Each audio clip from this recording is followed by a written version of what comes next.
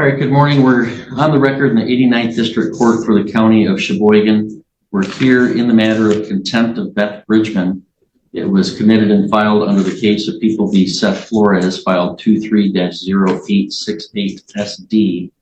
Counsel, you want to state your appearance for the record, please? Melissa Goodrich, White County Prosecutor. All right, Ms. Bridgman is not present in the courtroom. Have we confirmed she's not out in the hallway?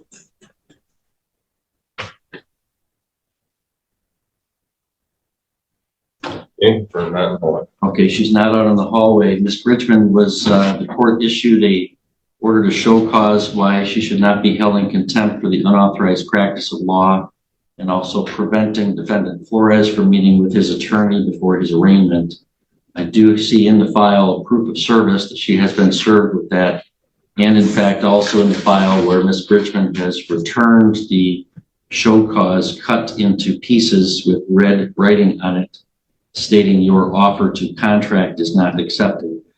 So she apparently this was received today by the court. So she's been to the courthouse this morning to deliver this. Is not present for her show cause prior to the issuance of the bench warrant. I guess I'd give her a 15-minute window to appear. It is 11:03 right now. We'll go off the record and recess until 11:15 and reconvene.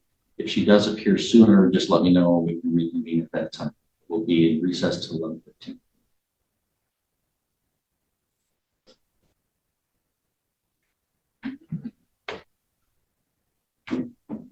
All right, we're back on the record and recalling the case of in re contempt of Beth Bridgman, file 23-0868SD.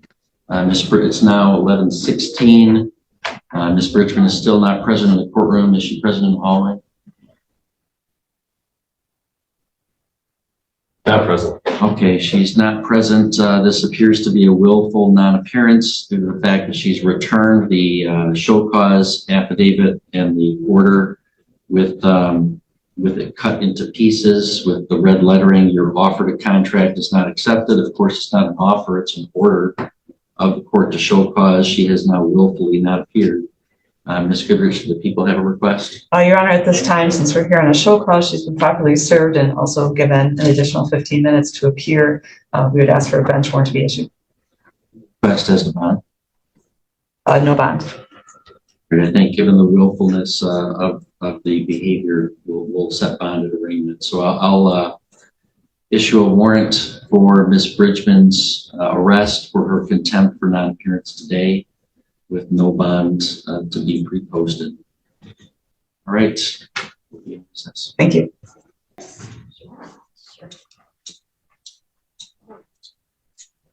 Thank you, sir. Such an interesting out there.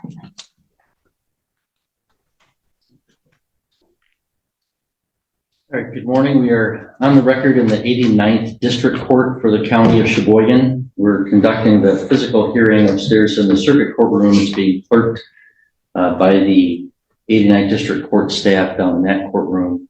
And we're here in the case of in re Beth Bridgman on a contempt matter. It was filed in an underlying criminal case 23-0868SD. We are providing public access both in the courtroom, in the circuit courtroom, and also online. Counsel, you want to state your appearances, please? Good morning, Your Honor. Paige Miller on behalf of the people. Attorney Eric Villanueva appearing as arraignment attorney on behalf of Beth Bridgman. Right, good morning, Also, I will represent myself. Yes, Okay. we'll get to that. I would like to say I'm here on special appearance. No, I think I have some rights here. I don't know. What does special appearance mean to you? It means in a common law that I'm a living soul. I am not the straw man of the all caps. And you'll have an opportunity at a later time. Please just take a seat. I've never seen those opportunities come back around. Thank you. Okay. We'll get to that in a moment. So but I am now's waiving not the time. I am not waiving any of my rights. Ma'am. Okay. Thank you. Ms. Bridgman, you're free to stand or sit, whichever you're more comfortable with. I don't know how I would pull the chair up, so thank you. Well, then, if you want to sit there, I have no problem. All All right. All right, well, Ms. Bridgman, you're here for an arraignment on 2 allegations of contempt, so I have to advise you of what those are. The first was an order to show cause that I signed on December 13th, 2023, which alleges that you are in criminal contempt of court for the unauthorized practice of law and for preventing the defendant, Seth Flores, from meeting with the Michigan Indigent Defense Commission attorney prior to his arraignment. We scheduled that for a show cause hearing on December 20th.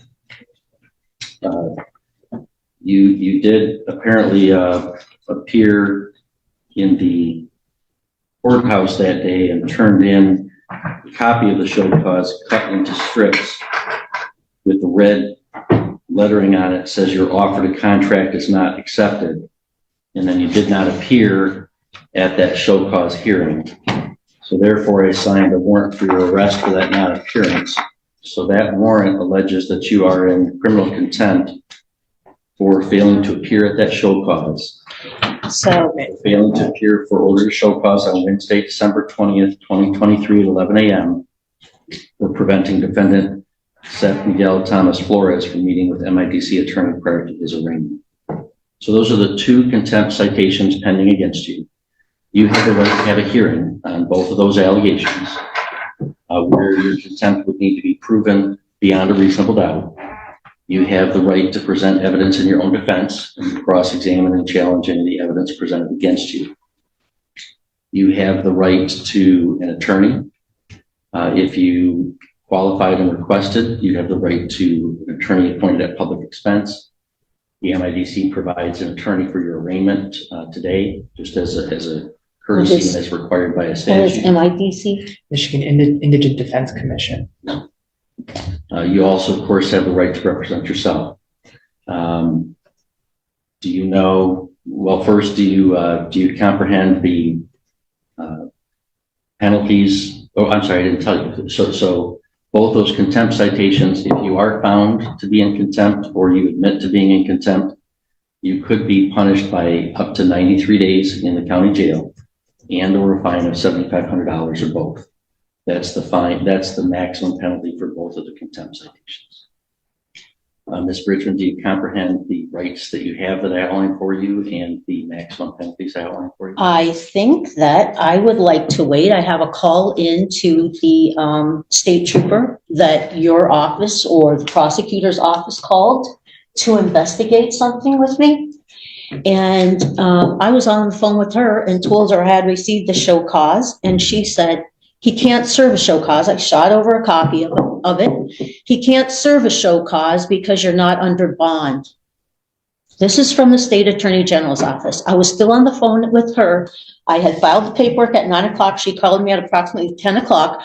I was still on the phone with her till after 11 o'clock. And she told me that you could not issue a show cause because I was not under bond. Now I understand you have just precluded all of my common law rights by forcing me in the back door into your jurisdiction on this side of the court. And I know that this is not what was on the original document in its entirety. So you have amped up the charges based on the fact that I failed to appear, but I believed she was going to let you know. She was collecting information from me for you. Ma'am, Okay, now, just understand what the judge asked you regarding those 2 charges. Did you just understand that I think there's a bigger overriding issue? But Thank you. Hang on. Thank I'm you. not going to have this. I'm going to fire him, actually, so thank you very much, because I will represent myself. Okay. So you're telling me things in defense of the contempt citations, and you'll definitely have an opportunity to present any. No, because you already, Hang on, Mr. Villanueva, please stop. I don't want to have this be an argument between Thank you you. and Ms. Bridgman. I guess I just like to, state that well, I think we need to back it up. pleading not guilty to both of those, and that she would like to request a hearing, that she would like to represent herself at that future Okay. hearing. No, Honor, but I all just of my want to- rights were strongly impinged upon for even when I never failed to appear. Okay. We're going to have a hearing where you. She was present that working, evidence. okay. Okay, you're going to get your Mr. hearing. Villanueva, No, I'm this directing you to is- stop Thank you. arguing with Ms. Bridgman. Okay, I mean, it's a pretty serious thing to have to spend the night in jail, to be brought in handcuffs and everything else. When I was not being belligerent in that regard, she told me that it was not an authorized show cause. All right, if she told you that, she didn't have the authority to do so.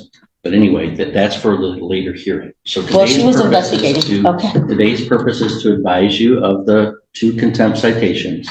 So do you comprehend the maximum penalty that those could carry and the rights that you have that I outlined for you? Now, can I ask what statutes or what law or what are you saying here are the charges? Because this does not match. Sorry, I have cotton mouth so bad. This does not match what the previous document was that you sent to me. And I have a picture of it on my phone, but my phone's not with me. Okay? I've It told does you not the- say, I've told you the charges. I don't have to answer further questions about that from you. Do you understand the rights that I listed for you and the penalties? why have they changed, I'm Judge not Becky? answering that question. Can the prosecutor? No, What? I need an answer to my question. Do you understand that? So you said you want to represent yourself, right? Do you wish to represent yourself and not have an attorney represent you? Yes, I Okay. do. If you want to do that, I must establish that you know what the penalties are and what your rights are. And I have to establish that you're not going to be disruptive to the court. If you refuse, So are those, then I'm going to appoint I'm not an attorney for refusing. you. Okay, then I would appoint an attorney for you and you'd not be able to represent yourself.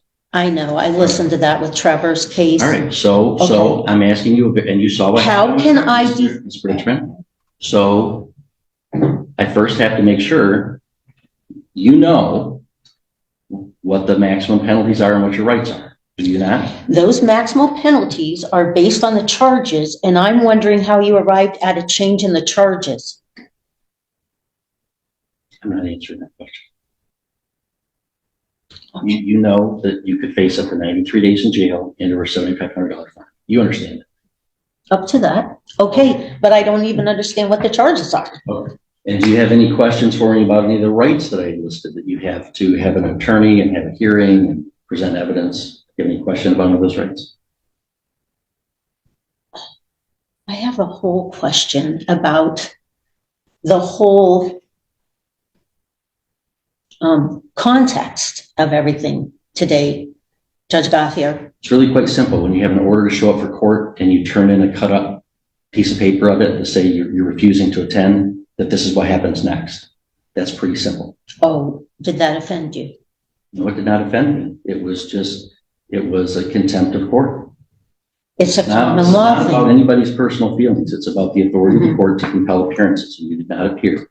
So I do believe, based upon your answers, that you do understand the maximum penalties that you face and the rights that you have. So, Ms. Bridgman, Mr. Villanueva indicated that you wish to plead not guilty to those charges of contempt. I gather from your comments that you would agree that you're not pleading guilty. Correct. That's correct. Okay. All right. So we'll enter a not guilty plea on your behalf to both contempt citations.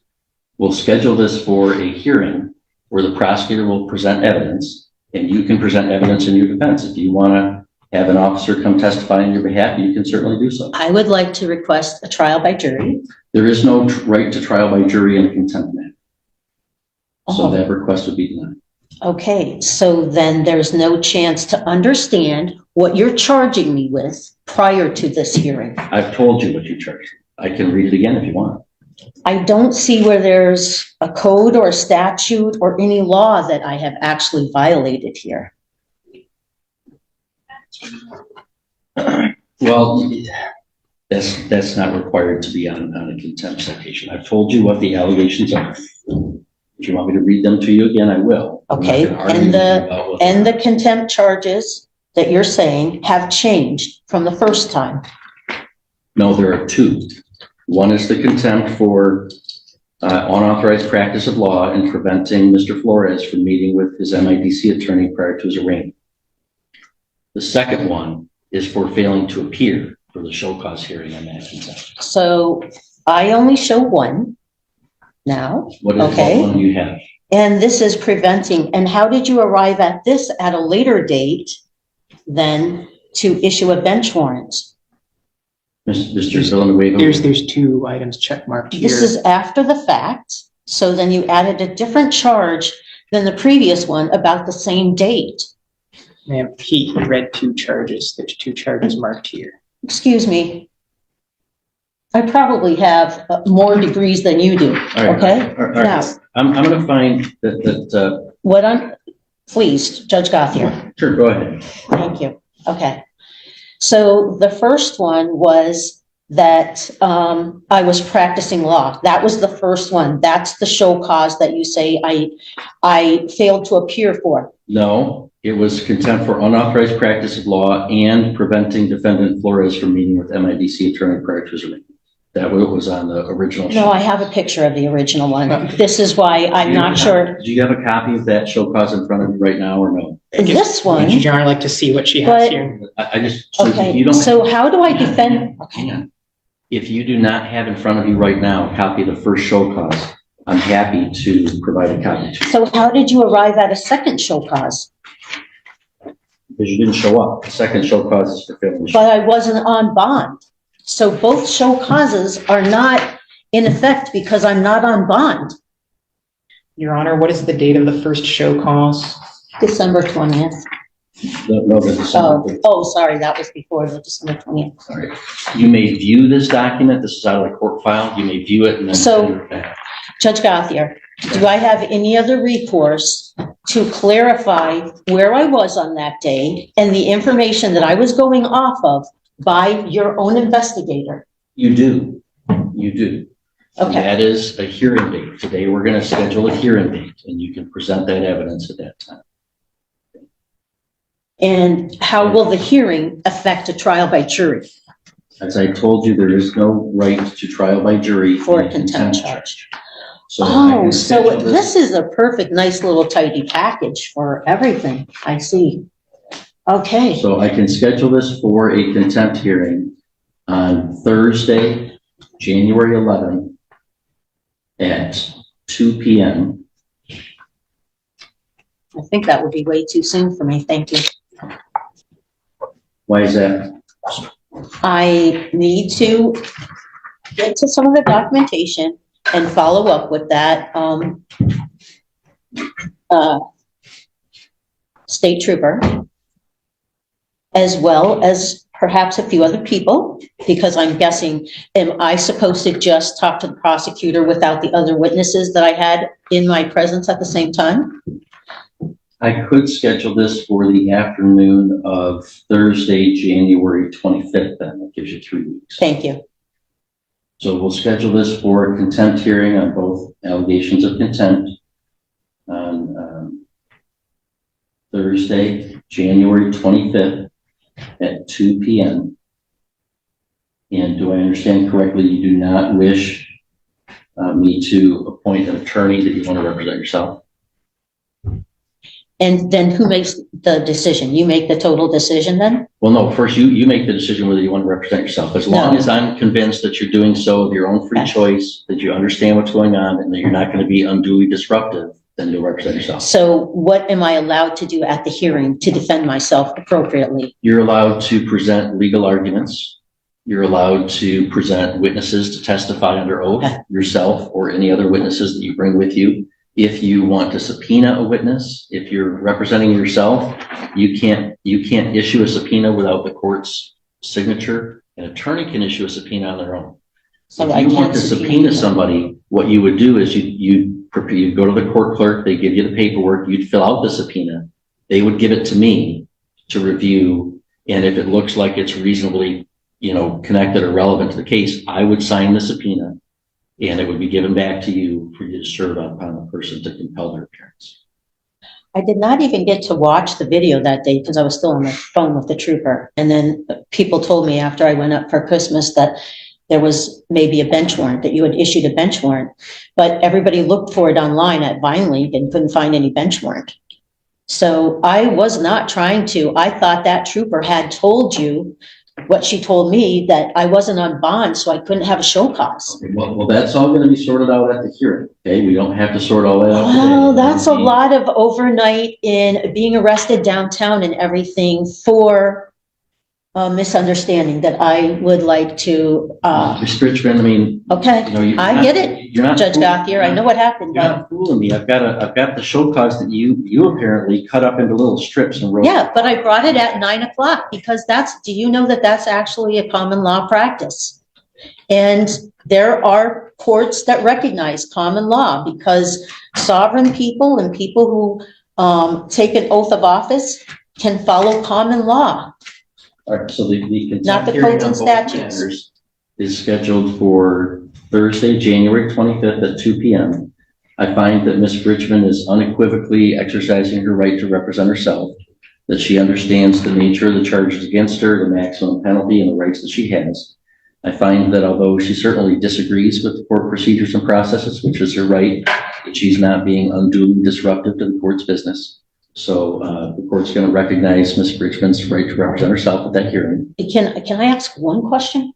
What are the parameters that you're going to decide is practicing law versus helping somebody maintain their unalienable rights? How would I delineate that in defense of myself? Well, that's a question of excuse me, that's a question of law that you can research before that day. And I said I'll entertain legal arguments. The prosecutor will have to prove beyond a reasonable doubt at that hearing that you did in fact practice law on that day. This case begins with an unusual act of defiance. After receiving a court order to appear, the defendant reportedly returned the paperwork torn into pieces with a handwritten message rejecting it. From the court's perspective, this wasn't simply a disagreement. It was a direct refusal to comply with a lawful order. When the defendant failed to appear, the judge had little choice but to issue a bench warrant. That's where then there's a risk to representing yourself because an attorney, has access to and better training and researching the case law, interpreting what that is. The Michigan Supreme Court has issued some opinions about what that is. If you're representing yourself, you're going to have to find those on your own and make the argument as you see fit. If you want to hire an attorney or if you want an appointed attorney, they would be able to fashion those arguments on your behalf. But I'm not going to. No, I've been Tell down me that what path those before, and it never turns out the way they first present themselves to you, that they're going to fight the case. It never turns out that way. So I'm fully cognizant and aware of that, but I wanted to see what your standard was going to be. It's going to be what the law requires. But I'm not sure which law you're referring to. So I have to research all the laws to determine what this says that is different than the first show cause. Yep, Ms. Richmond, if you want to represent yourself, it's a little bit more work. You're going to have to I'm not saying it's not more work. It's also not presented in a way that tells me what I'm really being charged with, or that anybody has any proof of what they said here. So that's what okay. All right, well, that's what we'll All right. sort out those Thank legal you. arguments, and the prosecutor will present witnesses at that hearing, and you can present witnesses. As I said, if you desire the court's help in compelling the appearance of any witness on your behalf, Okay. submit a subpoena to the clerk's office that I Right. would review. It'd be the district court office Okay. that I would review, and I would issue the subpoena. So one of the key laws would be that in the state of Michigan, anybody practicing law should have be a member of the Bar Association. Am I correct? That is correct. Now, Ma'am, you have to figure that out at another time, okay? Now's not time to litigate this case. Yeah, so I have arranged. I on the get it, charges to set but the- I Right. appreciate that this is very big in scope, and Michigan statutes and codes, as he says, he's compelled to follow or must obey the dictates. Okay, I'm very well versed in enough constitutional things, so I have to know what the perception is there. So, thank you, I appreciate And Ms. any Bridgman, clarification. I do have to follow what the, any decisions of the Michigan Supreme Court are binding law on the lower courts. There are constitutional system in Michigan. Also, any statutes that were passed by the legislature and signed by the governor are laws that this court and all citizens. McLeod then asked the judge to pause the entire case while he pursued criminal and civil complaints against the officers involved. The judge quickly rejected the request. He explained that filing separate complaints doesn't stop an active criminal case. Instead, he instructed the defendant to submit every remaining motion before the deadline, so the court could resolve everything at once rather than dragging the case out for months. The state of Michigan has followed. So the procedure that was followed here, I could still take up in another manner, correct? I'm not sure what you mean by another manner. At the hearing, you can challenge the procedure. I was talking to your investigator. She knew what time I had a court date. Yes, absolutely. If you want to present that person to come testify about that. Oh, she's not going to come testify, I'm sure. She's downstate. She might write something. Well, that's up to you, what you want to present. If you're going to Okay. represent yourself, you have to decide how you want to present your case. But I'm giving you the extra time you've asked for. So this is a major judicial review, okay, to decide if anything in our Bill of Rights actually applies to the Michigan code and statutes. You have all the rights in the Bill of Rights. I recognize all those constitutional rights. And most of what I talk about actually falls under common law because it's common that anyone could understand it. All right. That's why it's called common. Set the hearing date. Okay. We'll arraign you on the charges. I'm going to recognize that you are exercising your right to represent yourself and discharge Mr. Villanueva from any further responsibility in the matter. The only other question I have to decide is whether you should be released on your own recognizance or whether you should be required to post a bond before the next hearing. So I'm going to hear first from the prosecutor and then from you on that question. Ms. Miller? Your Honor, I would object to a PR bond in this case first because of her failure to appear on December 20th. She had notice of that hearing date as she dropped off the show cause to the court that had the date on it. Further, an underlying case that this was initially filed, she encouraged someone to not appear for their court date or to leave the court before they were arraigned. So I do have concern about her appearance at the next trial, the next date. All right, Ms. Bridgman, anything you want to tell me with regard to whether I should allow you to be released on your own recognizance before that hearing or whether... I showed up at 9 a.m., Your Honor, and anybody could have called me if they didn't understand that. I filed a similar document in Mackinac County and they accepted it. Common law is a very... As the hearing continued, the defendant filed several additional motions challenging the court's authority and requesting unusual legal remedies. After reviewing each one, the judge ruled that none of them had a valid legal basis. Some were dismissed because the issues had already been decided, while others were described as legally unsupported. With every motion denied, the judge scheduled the case for a jury trial and reminded everyone that the final decision would ultimately belong to the jury. Acceptable kind of a standard if you know it and you know what you're doing. So maybe there'll be a chance that I can present some of these other avenues, because how does my country tell me to take an oath of office to defend the Constitution, but then I'm held to only codes and statutes of the Michigan legislative body, governor, and perhaps Supreme Court? That's the overarching question here, I think. And I think a lot of people Well, I can struggle with recommend the that. Schoolhouse Rock video to you about how a bill becomes law and the laws. Oh, I know how it happens. Your Honor, I also know we don't have a lot of Your Honor. judicial review. So, Your Honor, as part a of the- bond question, any input, Mr. Villanueva? Yes, I guess I know you just released me as the attorney of record, but I guess in support of the bond on her behalf. Yes, go ahead. Yeah, so I like to advise the court that Ms. Bridgman is a resident of the city of Sheboygan. She advised that she's a former social studies teacher. She's presently collecting disability. So she informs me I'm unaware of the status of if she has an automobile or anything. I'm not aware of any known criminal history for Ms. Bridgman, and she reports that she has no drug or alcohol issues. Granted, there's this allegation of not appearing at a previous hearing, and she was picked up, I believe, within the Sheboygan County for that. And so I advise that Your Honor. Oh, and one last thing, she's a politically active member in the community. She has audited an election previously, so I believe she's more or less, I guess, committed to this area, this local municipality. As the hearing neared its end, Trevor McLeod made one final effort to stop the case by filing several last-minute motions. He argued that the court lacked jurisdiction and even asked for unusual legal disclosures. But the judge wasn't convinced. One by one, each motion was denied. The judge explained that the court had already ruled on the jurisdiction issue and that the remaining filings had no legal merit. With every challenge rejected, he officially set the case for a jury trial, making it clear that the next chapter of the case would be decided by a jury, not by endless procedural arguments. It seems unlikely that she would go anywhere and how she would do that. And so, Your Honor, I would ask that you set reasonable bond for her release. Thank you.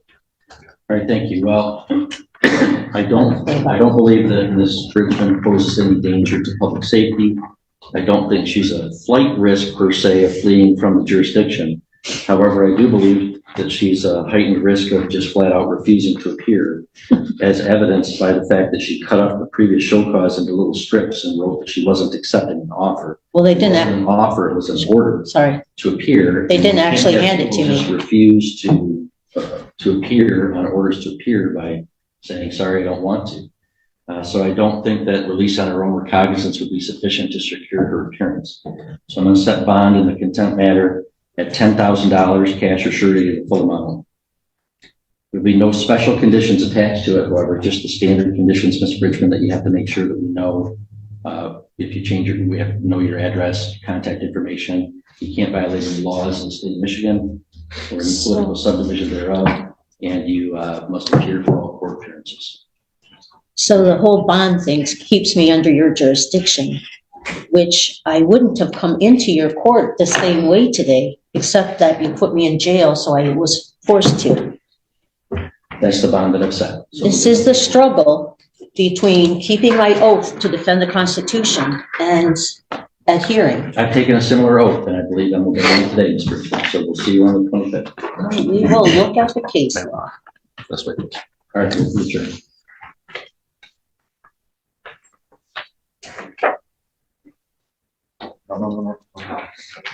This way. I know.